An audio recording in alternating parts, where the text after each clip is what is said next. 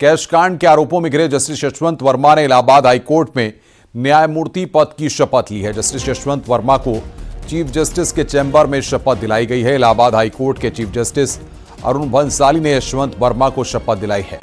जजेस का शपथ ग्रहण आमतौर पर चीफ जस्टिस कोर्ट रूम में होता है। इसमें हाईकोर्ट के सभी जजेस और सीनियर अधिवक्ताओं को आमंत्रित किया जाता है।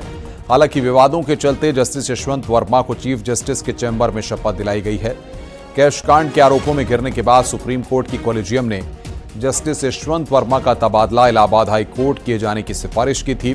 केंद्र सरकार ने 28 मार्च को कॉलेजियम की सिफारिश को मंजूरी दे दी थी।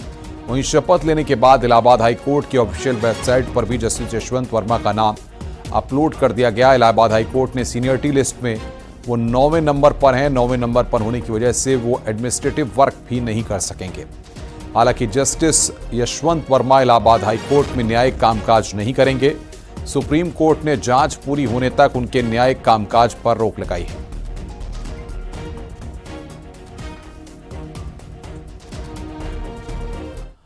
मुरादाबाद से खबर है, पीतल कारोबारी से लूट हुई है। बदमाशों ने बंधक बनाकर लूट की है। लैपटॉप, मोबाइल, सोने की चेन ले गए। घर में कारोबारी को बाथरूम में बंद किया। पीड़ित ने पुलिस को लूट की जानकारी दी है। जिगर कॉलोनी की घटना है। तो लैपटॉप, मोबाइल, सोने की चेन यहां पर ले गए हैं। पीड़ित ने पुलिस को लूट की जानकारी दी है। 3 बजे मैं सो रहा था, चले गए। अच्छा, क्या करके गए? आपके लूट कितनी करी है? मारा पीटा भी?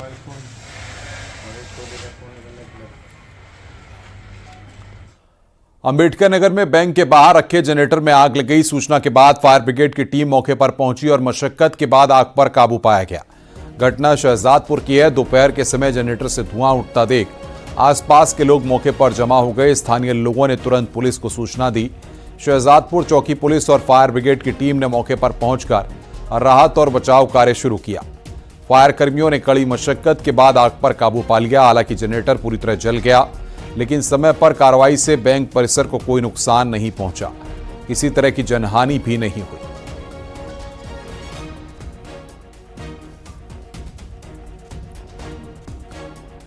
खबर आगरा से है। विदेश में नौकरी लगवाने का झांसा देकर ठगी का मामला सामने आया है। छात्रों ने बेरोजगार युवाओं को विदेश में नौकरी लगवाने का लालच दिया और फिर उनसे लाखों रुपए ऐंठ कर फरार हो गए।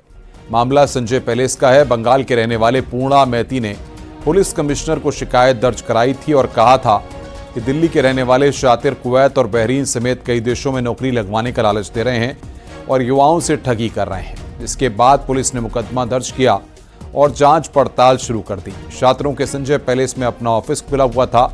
जब युवाओं के उनसे नौकरी का लेटर, वीजा और टिकट मांगे तो शातिर ऑफिस बंद करके फरार हो गए। अब पुलिस इन छात्रों की गिरफ्तारी के प्रयास में जुट गई है।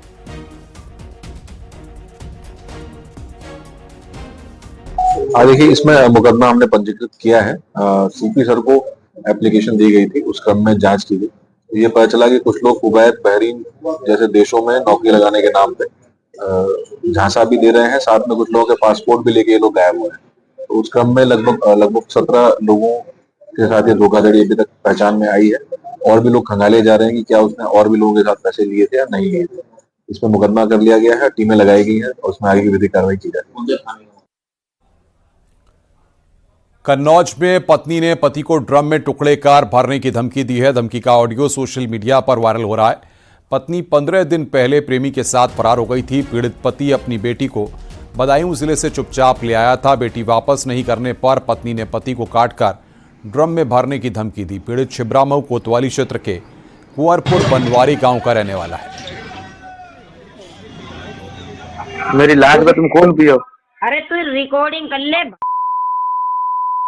तेरे बाद ड्रम अगर टुकड़ा करके अगर बाने करे कितने 15-16 हफ्ता अगर तेरे बाद 24 टुकड़ा ना कर दे तो अगर भरना दे पतीली कुकर तब तो हमसे कहिए 24 टुकड़ा करोगे हमारे?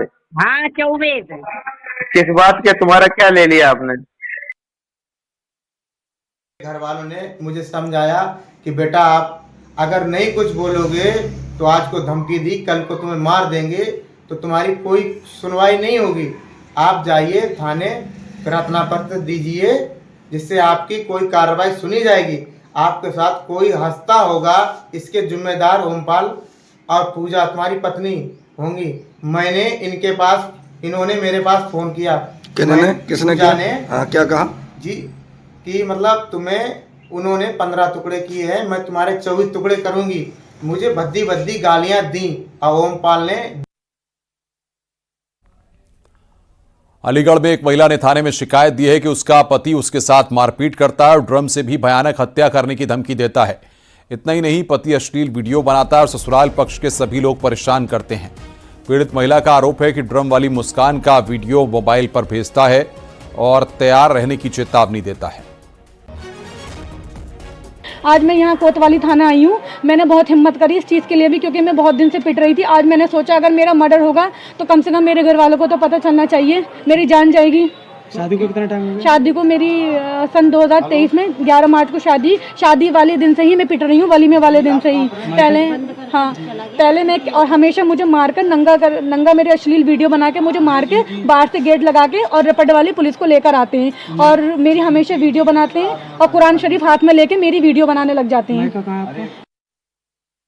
थाना कोतवाली में एक महिला सुमैया सलीम, वाइफ ऑफ फैजल अंसारी के द्वारा अपने पति एवं ससुरालीजनों पर मारपीट का आरोप लगाया गया। इसके अलावा दहेज उत्पीड़न का भी आरोप लगाया गया।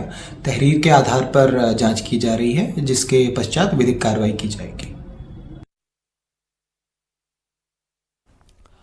आगरा में एक ड्राइवर को बंधक बनाकर बिना कपड़ों के पीटने का मामला सामने आया। ड्राइवर ने जब अपनी मेहनत का रुपए मांगा तो उसके साथ मारपीट की गई। मामला सदर थाना इलाके का है।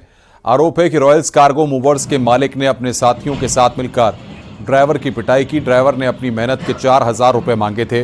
पैसे नहीं देने के कारण उसके साथ 3 लोगों ने मारपीट की। ड्राइवर की शिकायत पर पुलिस ने मुकदमा दर्ज किया और मालिक सहित 2 लोगों को गिरफ्तार कर लिया है और एक आरोपी अब भी फरार है। ये देखिए, 2 तारीख को रॉयल्स कार्गो एंड मूवर्स के मालिक रविकांत ने अपने ड्राइवर जीतू और प्रदीप के साथ मिलकर के मारपीट की थी। इसमें कुछ पैसे जो डिलीवरी के जो पैसे थे कुछ कम दिए गए थे, इसको लेकर के मारपीट की गई और उसको धमकाया भी गया। इसमें काफी चोट आई थी, आंख पर भी चोट लगी है वादी की। इस क्रम में हम लोग रविकांत और जितेंद्र और जीतू 2 लोग इसमें गिरफ्तार कर लिए और एक प्रदीप है वांछित, वो अभी बचा हुआ है। उसकी गिरफ्तारी के लिए भी टीम लगी हुई है।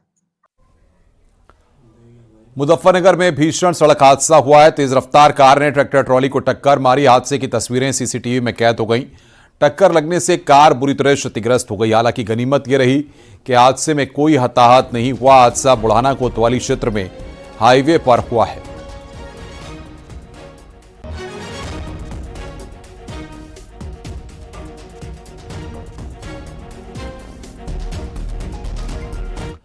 सहारनपुर में फिलिस्तीन का झंडा लहराने वाले शख्स पर बिजली विभाग अब कार्रवाई करने जा रहा है।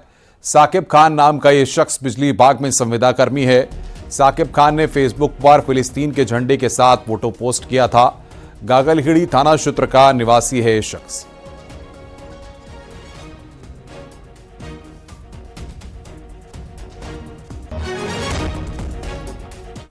आगरा में टीसीएस मैनेजर मानव शर्मा की सुसाइड करने के मामले में पुलिस को बड़ी लीड मिली है। अब पुलिस ने अहमदाबाद से मानव की पत्नी और उसके ससुर को गिरफ्तार कर लिया है। दोनों ही पुलिस से बचने के लिए अलग अलग जगह पर शरण लिए हुए थे। 24 फरवरी को डिफेंस कॉलोनी निवासी मानव शर्मा ने फंदे से लटककर जान दे दी थी। सुसाइड से पहले मानव शर्मा ने अपनी पत्नी पर उत्पीड़न और अवैध संबंध का आरोप लगाया था, जिसके बाद वीडियो के आधार पर पुलिस ने मुकदमा दर्ज किया था और मानव के ससुरालियों की गिरफ्तारी के लिए जुट गई थी। पुलिस ने 13 मार्च को मानव शर्मा की शाली सास को गिरफ्तार करके जेल भेज दिया और मानव की पत्नी निकिता और मानव के ससुर दोनों फरार चल रहे थे। दोनों को गिरफ्तार कर लिया गया है।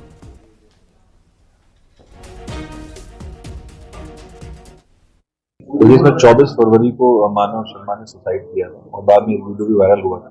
ओरिजिनली ये लोग मुंबई में थे, वहां से आगरा आए थे और फिर अपना मायके भी गए थे बरहन, जो कि पश्चिमी जोन में यहाँ पर था। इस क्रम में टीमें लगाई गई थी। 10,000 रुपये का इनाम भी घोषित किया गया था और आज इनको अहमदाबाद से इनको गिरफ्तार कर लिया गया है। इनकी जो पत्नी है और जो ससुर है, इन दोनों को हम गिरफ्तार कर रहे हैं। इनसे पूछताछ की जा रही है और आगे इसमें विधिक कार्रवाई नियमानुसार की जाएगी।